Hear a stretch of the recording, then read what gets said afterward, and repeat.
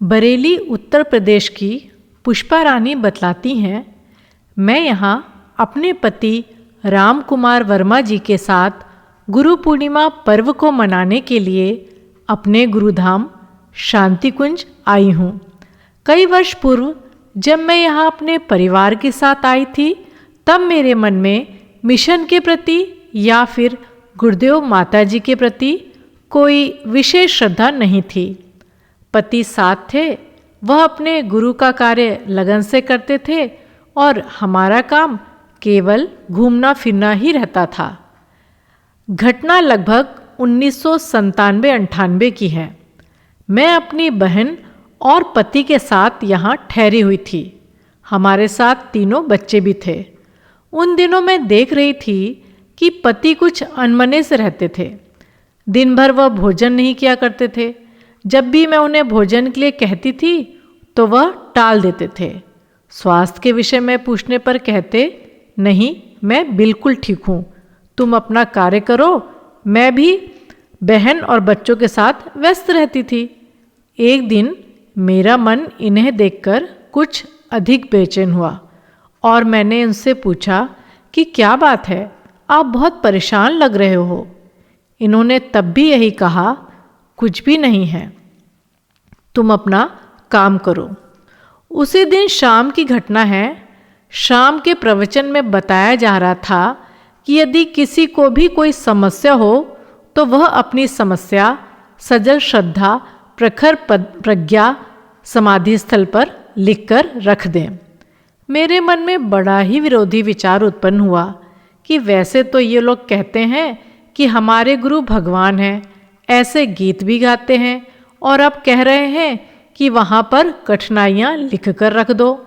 अगर गुरुदेव भगवान हैं तो वह स्वयं ही सब बातें समझते हैं और उन्हें खुद ही सभी कार्य कर देने चाहिए। प्रवचन समाप्त हो गया और मैं अपने कमरे में जहाँ ठहरी हुई थी वहीं आ गई और फिर सब सो गए। सुबह करीब 3:30 का समय होगा। कुछ लोग सोए थे, कुछ उठ चुके थे, कुछ बाल्टी इत्यादि खड़कने की आवाज़ें आ रही थी। मैं उठी और देखा कि मेरे पति साधना में बैठे हुए हैं और इनके मुंह से कुछ आवाज़ सी गूं गूं सी निकल रही थी। मैंने इनको छुआ, अरे क्या बात है, ये क्या कर रहे हो। मैंने इन्हें पीछे से छूकर हिलाया तो यह छूते ही पीछे की ओर गिर गए। मेरी चीख निकल गई क्योंकि इनके शरीर में कुछ भी नहीं था। मैं रोते रोते ही इनकी सांस और नब्ज सब छूकर देखा। शरीर में कुछ भी नहीं था।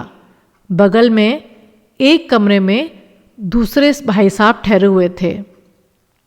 जोर जोर से उन्हें पुकारा, देखो भैया, इनको क्या हो गया है।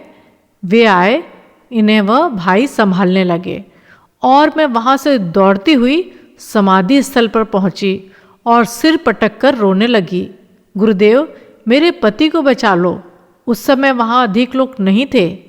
एक बाबा वहाँ मुझे दिखाई दिए और उन्होंने कहा कि क्यों रो रही है, तूने कर्म कैसे किए हैं, अपने कर्मों को देख। मैं बोली, मेरे पति को कुछ हो गया तो मैं यहीं सिर पटक कर प्राण दे दूंगी, और इनके पैर छूने को झुकी। मेरे हाथ आगे बढ़ते रहे और उनके पैर पीछे हटते रहे। बड़ी दूर तक सजल श्रद्धा से प्रखर प्रज्ञा तक हाथ बढ़ाते उनकी ओर बढ़ती रही। वह मुझे जोर जोर से डांट रहे थे। मैंने भी रोते ही रोते उनसे कहा, मुझे कितना भी डांटो, मैं अपने पति के बिना यहाँ से नहीं जाऊँगी। आप तो सबको सब कुछ देते हो, मेरा सर्वस्व आप कैसे ले सकते हो। अंततः वे शांत हुए और आशीर्वाद दिए। तब फिर मैं वहाँ से अपने कमरे में आई। इनको लोग डिस्पेंसरी ले जा रहे थे। वहाँ पर डॉक्टर OP शर्मा ने इनको चेक किया और कुछ उपचार किया। इनके मुंह में पानी डाला। थोड़ी देर बाद यह उठकर बैठ गए और बोले कि अब मैं ठीक हूँ। मैंने कहा, ठीक हो तो अखंड दीप दर्शन करने चलो। हम वहाँ गए, दर्शन किए और डॉक्टर साहब से मिले। उन्हें सारी बात बताई। वे बोले, तुम लोगों के एक जटिल प्रारब्ध के निवारण का क्रम चल रहा है। कोई बात नहीं, अच्छा हुआ यह यहाँ है, अब इनकी जीवन रक्षा हो जाएगी। घर में यह संभव नहीं था। वहाँ से जब हम गायत्री मंदिर पर आए तो इनकी हालत फिर बिगड़ने लगी। मैं फिर दौड़कर यहाँ हॉस्पिटल आई और डॉक्टर पांडे के पैर पकड़कर रोने लगी कि डॉक्टर साहब इनको बचा लो। उन्होंने बड़ी सांत्वना दी। स्ट्रेचर भेजकर 3-4 लोगों की मदद से उन्हें डिस्पेंसरी पहुँचाया गया। पूरी रात इनको वहाँ रखा। सारी रात मेरा गायत्री मंत्र चल रहा था। कोशिश करने पर भी नहीं रुक रहा था। सिर दर्द के कारण मैं चाहती थी कि वह मंत्र रुक जाए, पर रुक नहीं रहा था। मैं बार बार कोशिश कर रही थी किसी तरह मेरा मंत्र जब रुक जाए, पर वह रुक ही नहीं रहा था। हालत इनकी कुछ ऐसी हो गई थी कि हमने घर पर भी खबर कर दी थी। वहाँ से भतीजे वगैरह शांति कुंज के लिए रवाना हो चुके थे। सुबह हो गई। मैं थोड़ी देर के लिए चाय वगैरह पीने के लिए वहाँ से उठकर चली गई। जब मैं वापस आई तो यह उठकर बैठे हुए थे। मैंने सोचा कि इन्हें कुछ खिला दूं। जब मैंने इन्हें कुछ नाश्ता करने को कहा तो इन्होंने कहा, मैंने तो नाश्ता कर लिया, माताजी आई थी और वह मुझे नाश्ता पेट भरकर खिलाकर गई हैं। इनको देखकर मुझे विश्वास भी हुआ कि जैसे सचमुच इनका पेट भरा हुआ है। धीरे धीरे इनकी हालत सुधरती चली गई। परिवार के लोग भी आ गए थे। हम इनको लेकर फिर अपने घर चले गए।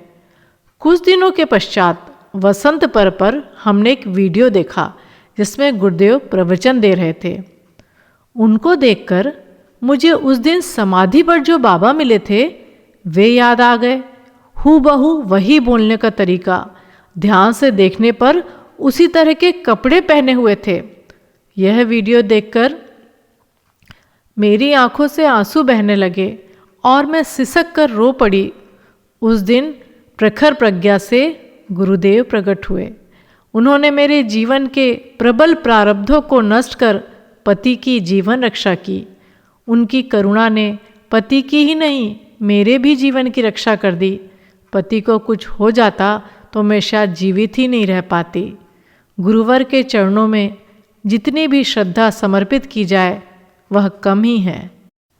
हे गुरुदेव, हम सब पर भी अपनी कृपा, संरक्षण व आशीर्वाद हमेशा बनाए रखना, यही प्रार्थना है। ओम श्री गुरुवे नमः। ओम शांति।